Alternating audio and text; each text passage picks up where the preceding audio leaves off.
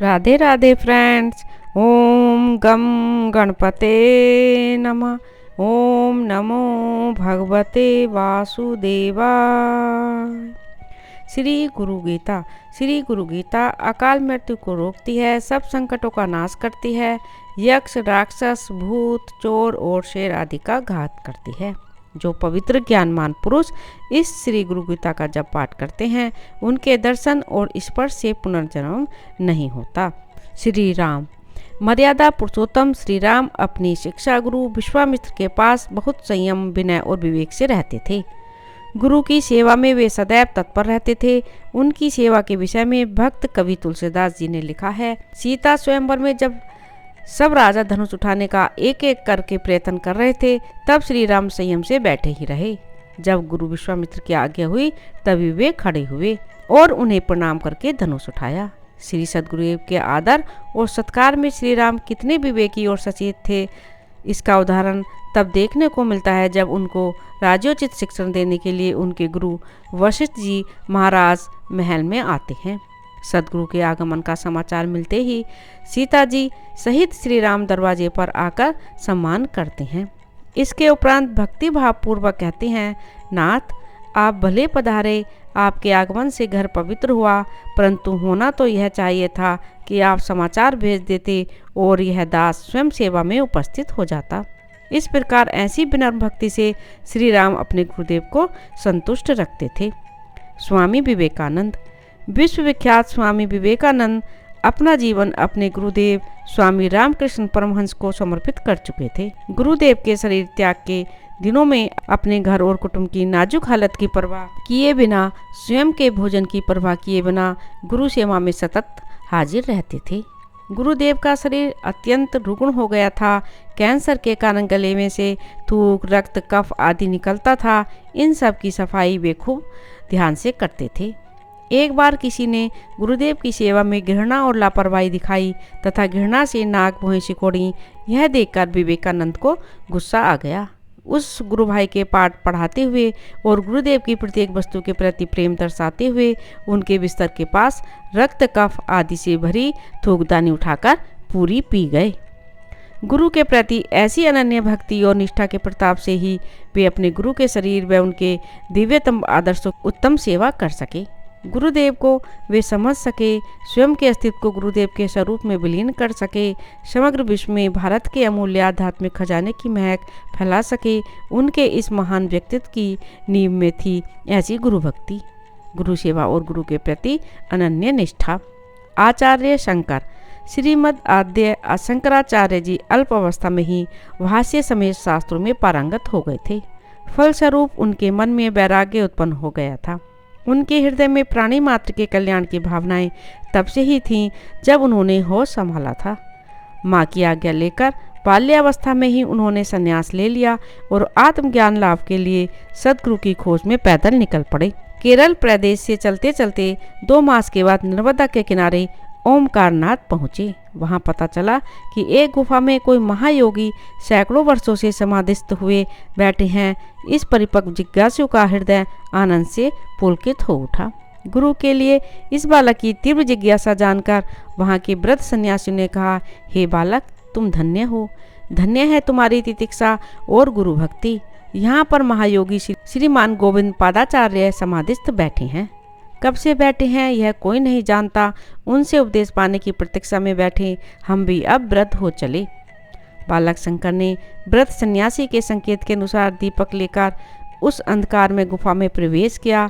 वहाँ एक अति दीर्घकाय लंबी जटा वाले योगी पद्मासन में ध्यानस्थ बैठे थे। उनकी त्वचा सूख चुकी थी, देह कंकाल मात्र अवशिष्ट हो रही थी, फिर भी ज्योतिर्मय थी। जिनके पावन चरण कमलों में आश्रय पाने के लिए इस कोमलवय में ही इतनी लंबी पैदल यात्रा की थी। उन गुरुदेव के दर्शन पाकर बालक शंकर का मन अनिवर्चनीय दिव्यानंद से भर उठा। वे भी ध्यान में लीन हो गए। अवाध अश्रुजल से उनका वक्षस्थल भीग गया। वे भावावेश में आकर गुरुदेव की स्तुति करने लगे। हे प्रभु, आपकी महिमा अपार है। ब्रह्म ज्ञान प्राप्ति की कामना से मैं आपके चरणों में आश्रय की भिक्षा मांगता हूँ। समाधि भूमि से व्यथित होकर इस दीन शिष्य को स्वीकार करें। इस प्रकार बालक शंकर की स्तुति से गुफा मुखरित हो उठी। महायोगी के निश्चल निष्पन्न देह में प्राणों का स्पंदन होने लगा। क्षण भर में उन्होंने एक दीर्घ निश्वास छोड़कर आंखें खोलीं। क्रम से उनका मन योगिक प्रक्रियाओं द्वारा जीवन भूमि पर उतर आया। सहस्रों वर्षों की समाधि एक सच्चे अधिकारी जिज्ञासु बालक के आने से छूटी। यह वार्ता द्रुत गति से चारों ओर फैल गई। दर्शनाभिलाषी नर नारियों की भीड़ ने ओमकारनाथ जी को एक तीर्थ क्षेत्र में परिणत कर दिया। सद्गुरुदेव श्री गोविंद पादाचार्य ने बाल सन्यासी शंकर को शिष्य रूप से ग्रहण किया। उन्हें क्रमशः हठ योग, राजयोग और ज्ञान योग सिखाया। साधन क्रमानुसार अपरोक्ष अनुभूति के उस स्तर में उसे दृढ़ प्रतिष्ठित कर दिया। अद्वैत वेदांत के आखिरी रहस्यों का उद्घाटन कर दिया। उनकी देह में ब्रह्म ज्योति प्रस्फुट हो उठी। यही बाल सन्यासी शंकर जगत गुरु श्रीमद आद्य शंकराचार्य हो गए। भारतीय संस्कृति के अनुपम रतन इन महान आचार्य के योगदान को आज कौन नहीं जानता। धन्य है आचार्य शंकर की गुरु भक्ति को। स्वामी दयानंद, स्वामी बिरजानंद जी की पुण्य कीर्ति सुनकर उनके दर्शन करने की और उनसे आर्ष ग्रंथों का अभ्यास, वैदिक अमृत का पान करने की तीव्र जिज्ञासा स्वामी दयानंद जी के अंदर जाग उठी। वे मथुरा में स्थित दंडी स्वामी बिरजानंद जी की कुटिया पर पहुँचे। दंडी जी का सामान्य नियम था कि पढ़ाने के अतिरिक्त समय में वे अपना द्वार बंद रखते थे। केवल दर्शनार्थियों से मिलना उन्हें पसंद न था। दयानंद ने धीरे से दरवाज़ा खटखटाया। अंदर से प्रश्न हुआ, कौन है? मैं कौन हूँ यही जानने के लिए आपकी शरण में आया हूँ। दयानंद ने विनयपूर्वक कहा, क्या कुछ पढ़े भी हो? दयानंद ने जो कुछ पढ़ा था वह सब कह सुनाया। फिर भी दरवाज़ा न खुला। भीतर से आवाज़ आई, आज तक जो कुछ तुमने पढ़ा है वह सब भुला दो। जब तक मनुष्य प्रणीत ग्रंथों का प्रभाव तुम्हारे हृदय पटल पर रहेगा तब तक तुम्हारे चित्त में आज ग्रंथों का प्रभाव प्रवेश न कर सकेगा। यदि तुम्हारे पास ऐसे ग्रंथ हों तो उन्हें भी यमुना में डालाओ। पढ़ी हुई विद्या को फेंकना कितना दुष्कर है, किंतु दयानंद विलक्षण पुरुष थे। अपनी सभी पुस्तकें उन्होंने यमुना में डाल दी और पुराने पढ़े हुए विस्मृत कर हृदय पटल को स्वच्छ कर दिया। गुरुदेव की कुटिया का दरवाज़ा खुल गया। उन्हीं के कृपा प्रसाद से स्वामी दयानंद ने हिंदू जाति को आडंबर और ब्रह्मजाल से निकाला तथा वेदों के ज्ञान को नए सिरे से प्रकाशित किया। धन्य है गुरुचरणों में अपनी मान्यताएं अर्पण कर देने वाले ऐसे शिष्यों को। प्रातः स्मरणीय पूज्यपात स्वामी श्री लीलाशाह जी महाराज। प्रातः स्मरणीय पूज्यपात स्वामी श्री लीलाशाह जी महाराज एक बार संध्या के समय बैठे हुए थे। समाधि से बैठे हुए वे आत्मानंद की मस्ती में मस्त थे। जहाँ स्वयं ही आनंद स्वरूप हो उनको अब क्या कर्तव्य शेष रहा। फिर भी अंतर्मुख रहने का संतों का स्वभाव होता है, तो वे अपनी आत्मस्ती में बैठे हुए थे। इतने में किसी एक व्यक्ति ने आकर उनको प्रणाम किया। स्वामी जी ने आंखें खोलकर प्रेम पूर्वक पूछा, तुम कौन हो? स्वामी केशवानंद, अर्थात मैं केशवानंद हूँ। आगंतुक ने कहा, पूज्य लीलाशाह जी महाराज के सदगुरु का नाम भी स्वामी केशवानंद जी था। आगंतुक के मुख से जब उन्होंने अपने गुरुदेव का नाम सुना तो उनकी आंखों में प्रेम के आंसू भर आए। स्वामी जी की 88 वर्ष की उम्र, ज्ञान की परिपक्व अवस्था, अद्वैत वेदांत की चरम सीमा पर पहुँचे हुए, जहाँ गुरु और शिष्य में कोई भेद नहीं रहता, उस परम पद में पहुँचे हुए, ऐसी अवस्था में भी श्री गुरुदेव के स्मरण मात्र से शिष्य के हृदय में कैसा बाल्य भाव उमड़ आता है। गुरुदेव के प्रति ऐसे प्रेम और अहोभाव के बल पर ही शिष्य तप्त को झेलकर और पचाकर गुरु समान बन जाता है। धन्य है भारत देश, जिसकी भूमि ऐसे सत शिष्यों और सद्गुरुओं की चरण रज में सदा ही पावन होती रहती है। परम पूज्य संत श्री आसाराम जी बापू पूज्य श्री के जन्म के समय से ही छोटे मोटे चमत्कार होने लगे थे।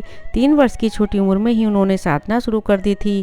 10 वर्ष की उम्र में तो अनजाने ही वाक सिद्धि उनकी सेवा में हाजिर हो गई थी।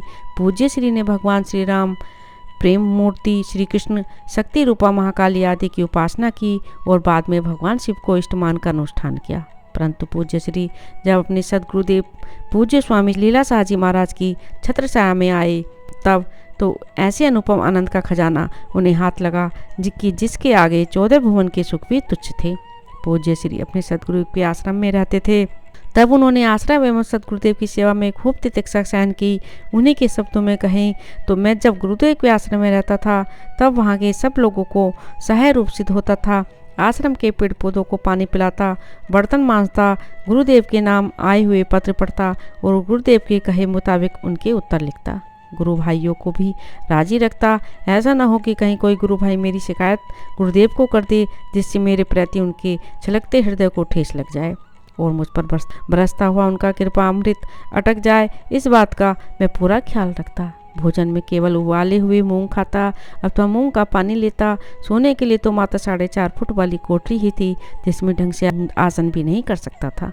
परंतु यह सब सहन करते हुए भी जब गुरुदेव की कृपा हजम करने की शक्ति प्राप्त हुई, उनकी कृपा पूर्ण रूप से बरसी और वह हमारे अंतर में पची तथा जन्म मरण के कारण रूप अज्ञान का नाश हुआ, तब जो अनुपम आनंद प्राप्त हुआ उसका तो फिर कहना ही क्या। उसके आगे सहन की हुई सब प्रतिकूलताएं, तितिक्षाएं तुच्छ लगीं। पूज्य श्री कई बार ये पंक्तियां दोहराया करते हैं, हम न हंसकर सीखे हैं न रोकर सीखे हैं, जो कुछ भी सीखे हैं सतगुरु के होकर सीखे हैं। ओम आनंद, ओम आनंद, ओम आनंद। राधे राधे। ओम नमो भगवते वासुदेवाय।